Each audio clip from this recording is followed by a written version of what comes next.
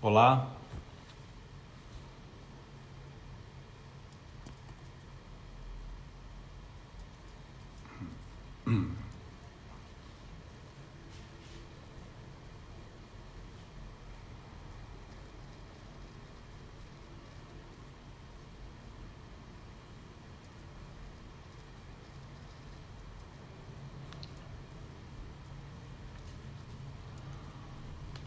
olá, sejam muito bem-vindos a mais uma live aqui da RV4.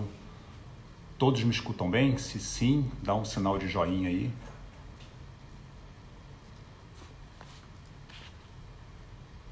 Todos me escutando bem?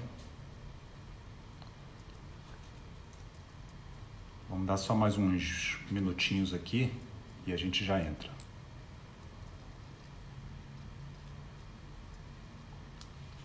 Legal.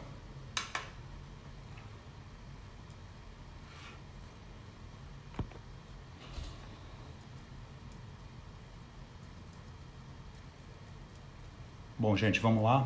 Sejam todos muito bem-vindos aí a mais uma live aí da RV4, hoje com o tema mudanças na economia e o impacto que isso tem nos produtos de renda fixa, né? E hoje, nada mais, nada menos, nossa convidada ilustre aí vai ser a Camila Dolly, ela que é analista de renda fixa e de crédito da XP, vem fazendo um trabalho aí incrível de divulgação, de educação, né, nesse universo aí de renda fixa que parece ser simples, né, mas é muito complexo. O pessoal lá no escritório até brinca, que fala que de fixa é só o nome, né, porque ele é bastante dinâmica. Então vamos colocar aqui a Camila aqui, deixa eu chamar ela para a gente entrar aqui.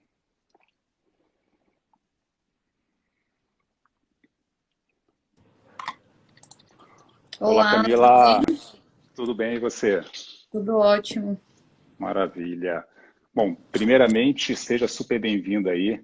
Eu sei que sua agenda aí é super concorrida, então Imagina. disponibilizar um tempinho para a gente, poxa, a gente é muito grato aí, e nossos clientes com certeza também, Eu que né? agradeço o convite e hoje vai, né? Que da última vez a gente teve Hoje uns vai. probleminhas Não, sérios. hoje a gente vai a forra. Eu tô achando que foi proposital a última live. Eu acho que derrubaram a gente de propósito, mas hoje a gente não vai ser derrubado de jeito nenhum. Vamos lá falar sobre esse universo aí que tem gerado bastante curiosidade, né? E porque até que eu falei agora há pouco que de renda fixa só tem um nome, é muito dinâmico, né? Então tem muita coisa para falar. Acho que esse bate-papo aí vai ser bastante enriquecedor. E falar um pouquinho aí das mudanças na economia. Eu acho que se a gente pegar uma live para falar só sobre mudanças de economia, a gente precisa fazer uma live a cada 2 dias, né? Porque eu nunca vi um negócio tão dinâmico, né? Com tanta mudança aí. Mas eu queria, antes de entrar no universo de renda fixa, eu queria falar um pouquinho sobre essas mudanças recentes aí, e aí depois a gente faz um link com a renda fixa, pode ser? Claro, vamos sim. Vamos lá. Então, a gente teve vários dados importantes aí saindo no mês de maio, né, que acho que esses dados aí deram uma chacoalhada muito grande nas expectativas aí do mercado. Né? O mês de maio começou super pressionado aí com inflação americana fazendo preço. Aqui a questão fiscal ainda também estava muito forte. Isso deixou a curva de juros aqui super estressada com bastante prêmio.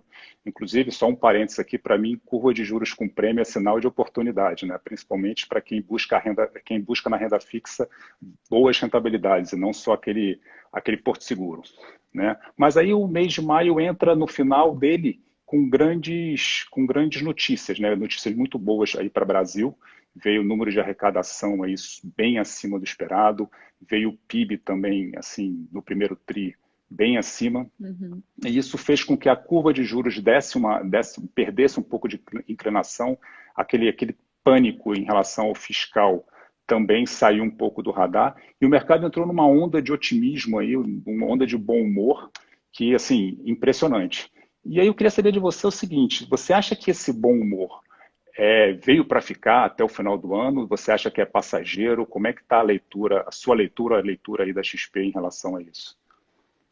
De fato, depois que vieram esses dados, o nosso time de economia, inclusive, fez uma revisão do cenário econômico, né, para absorver, para refletir esses novos indicadores. É, e a gente agora espera um PIB mais forte do que a gente esperava antes, eu não estou com o número na cabeça, mas isso leva a gente a fazer revisões de forma geral, né? Então, Uhum. Selic para esse ano, eu tô até pegando aqui, tá? Selic para esse ano, que antes a gente esperava 5,5, agora a gente tem uma estimativa de 6,5, e muito por conta de dados de inflação que por conta por vários motivos, né? Mas também commodities mais alto, teve a questão de preço de energia elétrica também mais altos, levaram uma inflação maior, a gente também teve que revisar Selic por conta disso. Mas olhando para frente, eu acho que as indicações são positivas, né? Então a gente tem aí Uhum. o andamento das vacinações mais rápido, inclusive, do que a gente esperava, por exemplo, no começo do ano, né? Então esse fim de semana, por exemplo, a gente teve a antecipação do calendário aqui em São Paulo e parece que está até tendo uma briga, entre aspas, né, para ver qual governador consegue vacinar primeiro. Pois é. Essa briga a gente gosta.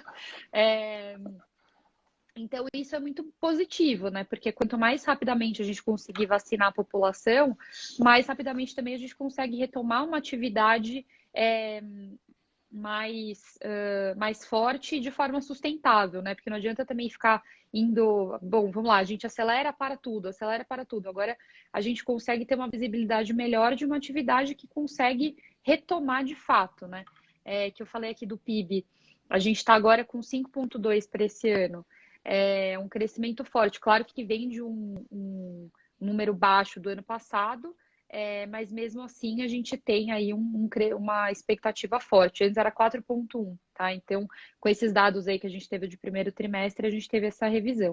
Então, sim, tá? Eu acho que de forma geral a gente vê algumas melhoras, né? Alguns indicadores sendo sim mais perenes, digamos, né, do que a gente tinha visto antes. Então, a gente pode acreditar que deve vir uma melhora.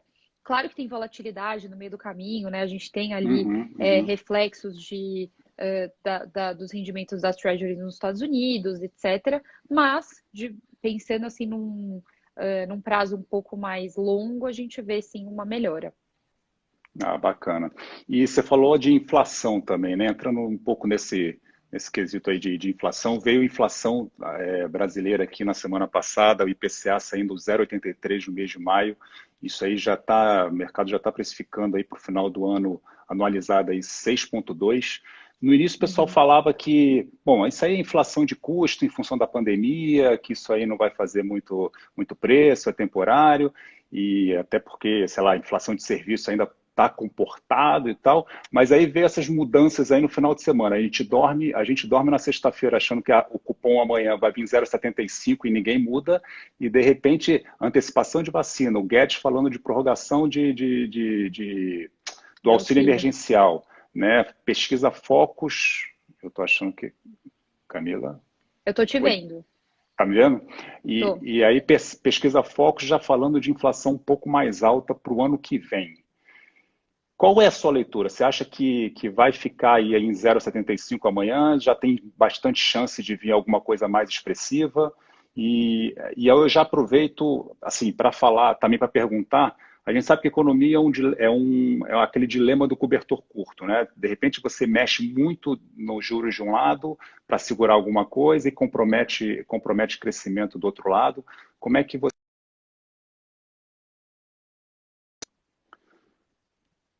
Peraí, gente, que a Camila caiu aqui. Deixa eu colocá-la aqui de novo.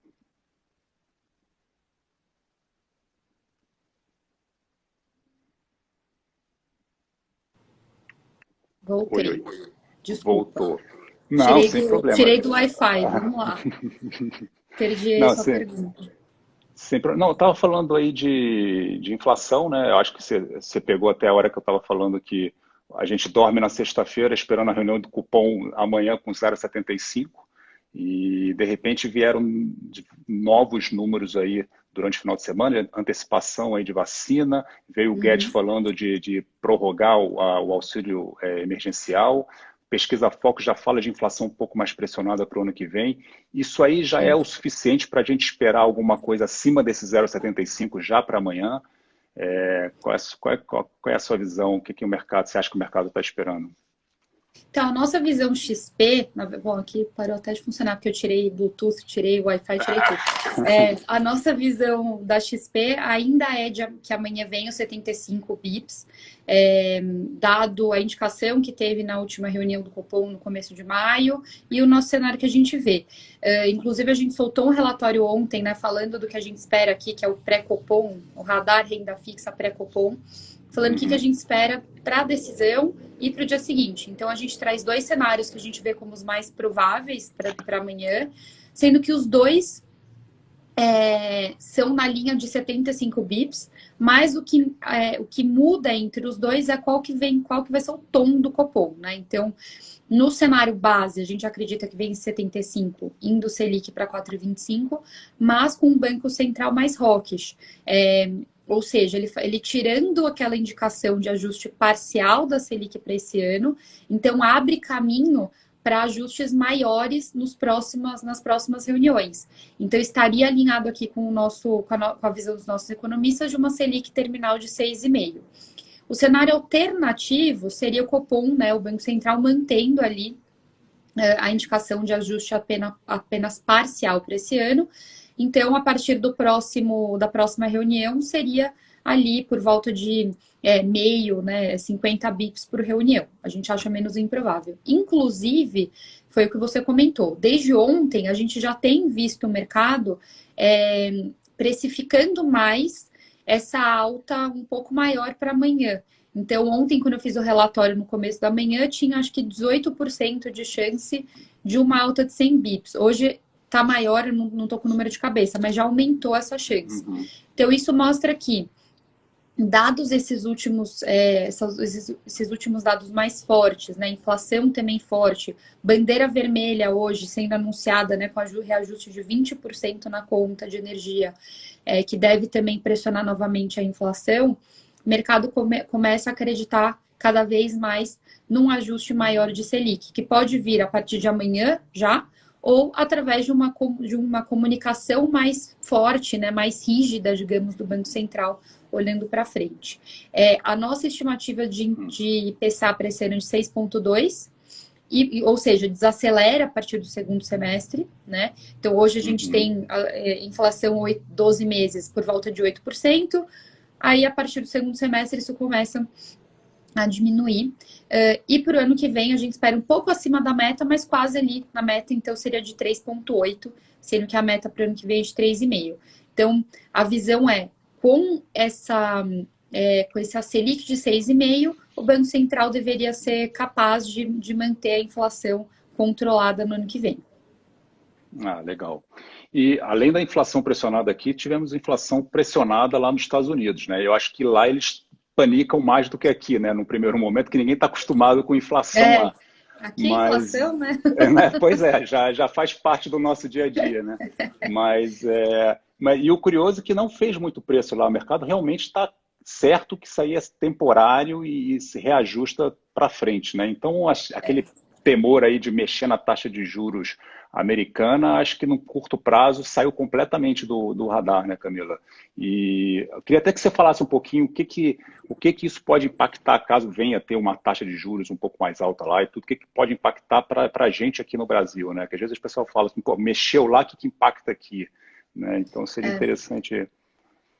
O Fed, de fato, assim, tem sinalizado que, por enquanto, ainda está, né, a taxa de juros está ok, digamos, por lá.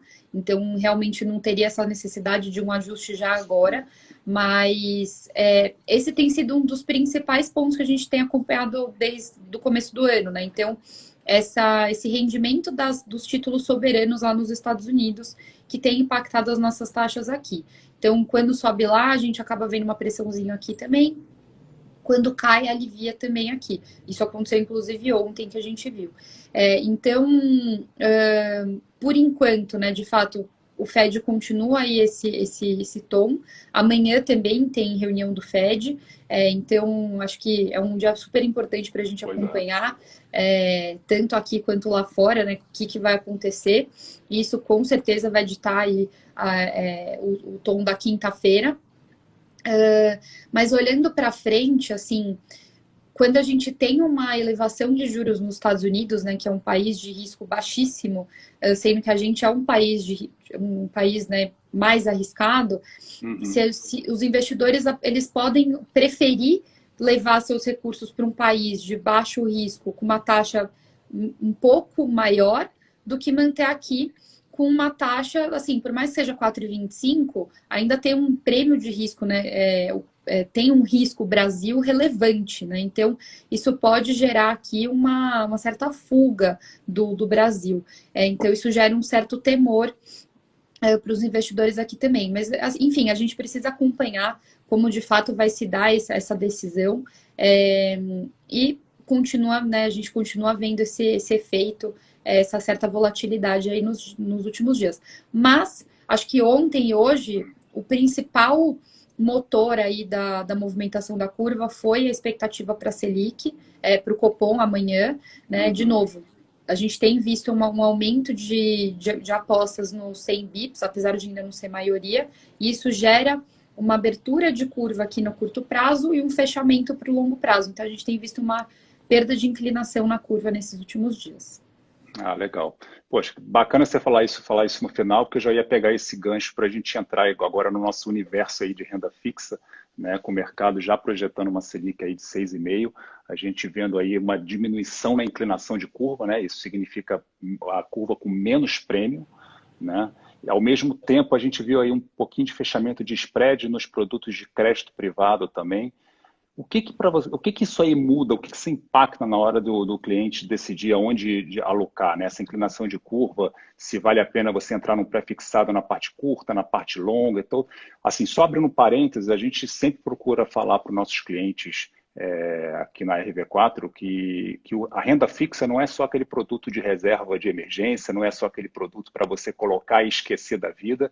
Eu acho que a gente tem bastante oportunidade aí, principalmente se a gente acerta o time de entrada, né? Então, bom, se você quiser desenvolver sobre isso também, você que manda na live hoje aqui, pode falar à vontade, mas assim, queria falar um pouquinho sobre esse assunto. Perfeito. Então, assim, acho que até pegando o gancho no que eu comentei do relatório que a gente soltou ontem, né? A gente fala dessa expectativa para a curva na quinta-feira. Então, como nosso cenário base é de que vem o 75, né? Mas com uma indicação de que, olha, não vai mais ser o ajuste, né, mais brando, a gente acredita que deve existir aí um ajuste no dia seguinte, assim como existiu de ontem para hoje, né? Então, uma elevação aqui no curto prazo e uma redução no prazo mais longo, perdendo inclinação. Quando isso acontece, de forma geral, o que a gente vê? Uma valorização dos títulos mais longos, né? Então, é sempre lembrando aí, para quem não está muito acostumado ou para quem nem conhece isso, a relação entre preço de título e taxa é inversa. Então, se a gente tem uma queda de taxa, o preço dos títulos vai valorizar. Então, a gente vendo uma curva, né? Então, expectativas de taxas mais de longo prazo reduzindo, isso é uma valorização desses títulos mais longos.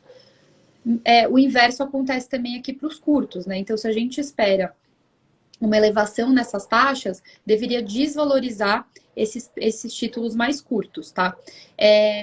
Como assim a gente hoje, né?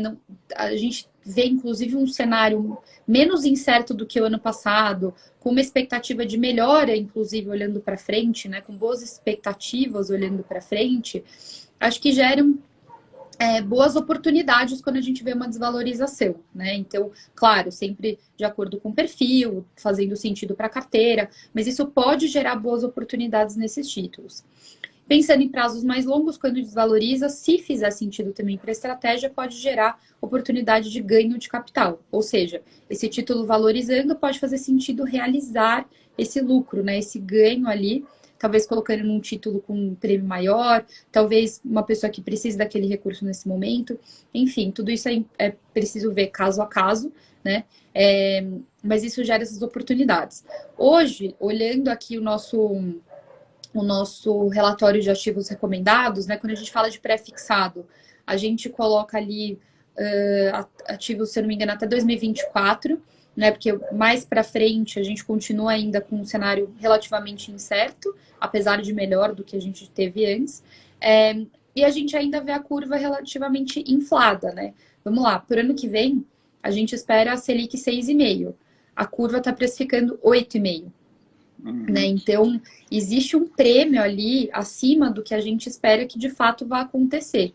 Então, os investidores podem se favorecer caso o cenário XP venha a se concretizar, né? Você compra um prêmio maior, se ele não vier, isso pode gerar ou um ganho de capital, ou você tem um carrego ali alto olhando para frente, né? Então, acho que esses dois cenários são válidos. Acho que de forma geral, né, olhando para prazos mais longos, a gente gosta de IPCA pelo fato, né, de proteger a carteira ali da inflação, até para prazos mais longos a gente tem uma visibilidade menor, inclusive, né, de cenário, de inflação, se vai ter juro real positivo ou negativo. Então a gente continua preferindo IPCA para prazos mais longos. E os pós-fixados hoje, a gente enxerga que, bom, eles vão acompanhar essa alta esperada da Selic. Então, eles voltam para o radar, né? Acho que ano passado, o que eu mais ouvi foi que a renda fixa tinha morrido por conta dos pós-fixados. Eu ficava com uma raiva disso aí, mas tudo bem. Eu também, foi o que eu mais respondi. Mas vamos lá, nosso trabalho, né? A gente responde. É verdade. Mas agora, com a Selic voltando, a gente vê essa classe aqui dos pós-fixados, né, voltando para o radar.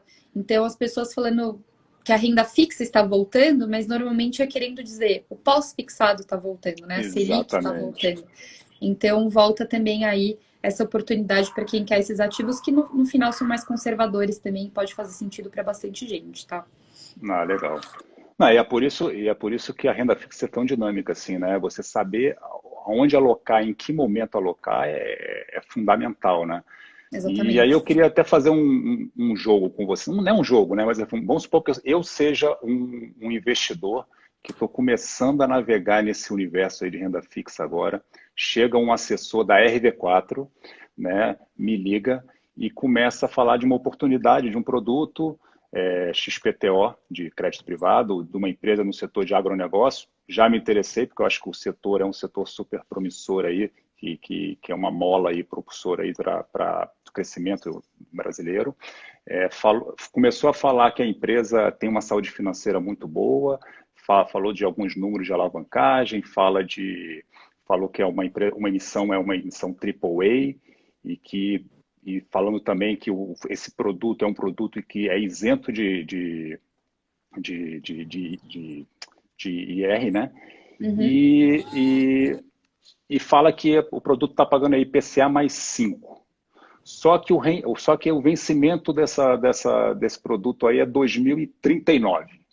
Eu estava adorando até o 2039. Né? Eu falei, poxa, eu vou ficar engessado até 2039? E aí você tinha até comentado, né, de oportunidade de você sair antes do tempo. Como é que a gente enxerga essa oportunidade? Como é que você trabalha? A gente trabalha isso para você tentar sair antes do tempo? Entrou no time certo ou no time errado? Como é que você trabalha isso? Perfeito. Acho que assim, é importante a gente falar disso, né? Porque talvez muita gente não conheça que, até pelo histórico da renda fixa, né? Normalmente era o que você falou no começo da live. Renda fixa a gente acha que coloca lá, esquece, um dia vai vencer, vai cair na conta e a gente nem lembrava que tinha. Não é isso. Acho que cada vez mais as pessoas estão entendendo. Então, renda fixa, quando a gente fala de crédito privado, né? Que aqui é o mundo aqui, né? Que você comentou. A gente tem um mercado secundário. Então, a gente pode comprar um ativo, né, por exemplo, a um IPCA mais 5, e dependendo das condições de mercado, ao longo do tempo e antes do vencimento, pode existir um momento ali que vire favorável para a gente. Esse IPCA mais 5 pode virar um IPCA mais 3,5, por exemplo, né, dependendo. Isso significa que o nosso ativo valoriza, né, voltando. Lembrando de novo, então, quando a gente tem uma queda de juros, né, uma queda na taxa, a gente tem uma valorização do nosso ativo. Isso significa que a gente pode vir a ter esse ganho. Porque pode e não vai. Porque tem que ter a ponta contrária, né? Então, legal, tenho aqui meu ativo, o cenário está favorável para eu vender ele com ganho, agora eu preciso achar quem? O comprador, né? Porque você não resgata vendendo de volta para a empresa ou para o além, né? Resgatei. Não. Resgatar é vender para alguém nesse mercado secundário em que compradores e vendedores têm ali as suas negociações, né?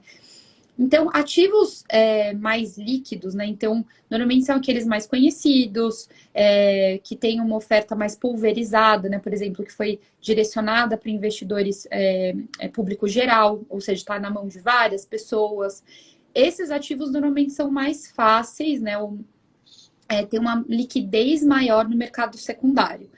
Ativos menos conhecidos de empresas e também empresas de boa qualidade de crédito, né? Como você comentou, era um AAA nesse caso aqui, então ajuda também. Ativos menos conhecidos de empresas menores, pouco pulverizados, acaba ficando um pouco mais difícil a gente conseguir sair na taxa que a gente quer, né? A negociação, nosso poder de barganha ali na negociação é um pouco menor. Então, quando a gente compra um ativo de prazo muito longo, principalmente quando a gente não conhece muito bem o mercado, está começando, o ideal é tentar casar o nosso prazo, né, em termos de objetivo, com o prazo daquele investimento. Agora, se a gente fala, bom, esse aqui é um ativo que, poxa, se aparecer uma oportunidade, eu estou disposto, legal. É legal entender também esse nome aqui e conversar com o assessor, eu acho que é esse o ponto, né? Esse ativo aqui, você acha que vai ter uma boa saída? Ele é um nome conhecido, ele tem uma liquidez legal no mercado, essa empresa tende a negociar bem ali, tem um fluxo bom. Esse tipo de informação é muito importante quando a gente pensa em comprar um ativo e não necessariamente casar com ele até o prazo de vencimento para eventualmente aproveitar essas oportunidades. Mas o legal é isso, falar que existe a possibilidade de vender o ativo antes do vencimento, a gente não é obrigado a ficar com ele até o vencimento, mas a gente fica sujeito às condições do mercado e a contraparte aceitar a nossa oferta ali em termos de condições na hora que a gente quer vender. Né? Sabendo de tudo isso, fazendo sentido, beleza. Legal. Não, e você falou também, né, de você sair antes do tempo e você pode ter grandes rentabilidades, né? Tem até o exemplo no meio da pandemia, quem comprou, por exemplo, um título público, né, atrelado ao IPCA, uma NTNB, e saiu no início desse ano, você teve uma rentabilidade aí maior do que de renda variável, né? Então, assim, você ficar ligado nessas oportunidades é, assim, super importante. E é a hora que o assessor entra, né? Para dizer, olha, de acordo com o que a XP vem falando, de acordo com o que a gente está vendo aqui, eu acho que é uma oportunidade interessante. Você não precisa ficar aí até 2050 esperando o produto vencer, né? Dá para sair antes do tempo. E assim, eu acho que o investidor, né, o cliente, ele tem que entender que o mundo de renda fixa, na verdade, você está emprestando dinheiro para alguém, né? Quando você empresta dinheiro para alguém, você tem que analisar todos os riscos envolvidos. E aí, realmente, é a importância do assessor. Porque no universo de renda fixa, ou você empresta dinheiro para o governo, que aí a gente enxerga isso como o mais... o mais conservador, principalmente se você entrar em LFT, né, pós-fixado, ou você empresta dinheiro para banco, e aí o banco existe tem um fundo garantidor por trás, que isso te dá uma tranquilidade na hora de você fazer a alocação. Se você quer colocar, de repente, num banco de segunda linha, você tem aí um colchão, um apoio aí do fundo garantidor. E tem o crédito privado, que é a hora que você tem que analisar, né? Que estrutura de garantia que tem por trás? Será que é tranquilo? Será que, de repente... Porque o cliente às vezes chega para mim e fala assim, tudo bem, é tranquilo, pode botar o dinheiro e se preocupar? Não, você tem que se preocupar. Então, antes de você tomar essa decisão, né, você tem que saber onde você está alocando. E se você administra essa expectativa com o cliente, está tudo ok. Se ele entende que existe a possibilidade, né, de uma empresa quebrar e, de repente, a estrutura de garantia por trás não é boa, foi vendido errado o produto, né? Então, assim, eu acho que a gente tem que realmente saber o que o que a gente está vendendo, né? E é por isso que eu acho que essa live está sendo super importante para o investidor, para o cliente entender um pouquinho desse universo de renda fixa, né? Porque o pessoal ficou falando só de renda variável e deixou aí renda fixa um pouquinho de lado. E a gente está retomando isso com força, né, Camila? Perfeito. Eu acho que é super importante isso mesmo, assim, às vezes a gente fala de risco, né? E parece que as pessoas falam, meu Deus, Deus me livre, risco não. Mas assim, todo investimento tem risco. Pode ser um pequeno risco, pode ser um risco enorme, mas todo investimento tem. E é assim que a gente consegue as rentabilidades maiores, né? Se a gente falar, não quer mais arriscar nada, né, o mínimo possível, tudo bem, mas a sua rentabilidade vai ser menor. Tem que entender isso.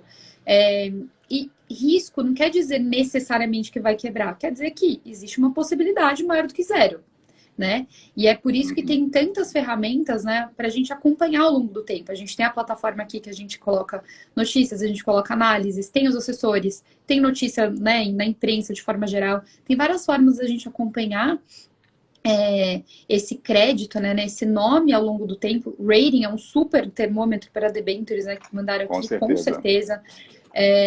Eu trabalhei um pouco mais de 6 anos na S&P, né? Então eu adoro falar de rating, se alguém tiver perguntar. Mas é um ótimo termômetro. É a única ferramenta? Com certeza não, mas ajuda demais a gente ver. E essas agências, elas são obrigadas por regulação, pelo menos uma vez ao ano, revisar todos os nomes. Então a gente tem um certo conforto de que, poxa, se é um AAA hoje, não é amanhã que vai virar um que deu calote, né? A não sei que tem uma coisa que não tinha como prever. Por exemplo, o Lava Jato não tinha como as pessoas saberem, as agências, ninguém, né? Mas em termos, assim, da empresa em si estar piorando sua performance, isso é monitorado, isso é visto e também é comunicado pelas agências na medida que essa eventual deterioração vai sendo identificada. Então, sim, é um ótimo termômetro também, tá? Ah, legal. E para completar, fazendo um pouco de alocação aí de carteira, eu acho que tudo que você passou aí, eu acho que eu estou dando o recado correto lá para os assessores do escritório. Realmente, a gente, quando faz a alocação, a gente tem visto bastante oportunidade, por exemplo, na parte de pré-fixado, na parte curta da curva, você conseguir aí para 2022 produtos rendendo 8,5%, 2023 9,5%, é realmente fantástico, né? Então a gente realmente até aumentou um pouco de alocação em pré-fixado na parte curtinha da curva, e é o que você falou, a parte longa a gente deixando para indexar da IPCA, né? Que é a taxa híbrida que a gente chama, né? E acho que no final das contas, né, Camila, acho que você saber não botar todos os ovos no mesmo cesto, né, você saber diversificar e balancear esse risco, eu acho que é o recado mais importante que a gente tem que passar aí para os nossos ouvintes aí, né? Acho que sempre saber diversificar e com muita prudência, né? Essencial. A gente tem falado bastante disso desde, assim, desde que eu entrei na XP, eu ouço muito a gente falar disso.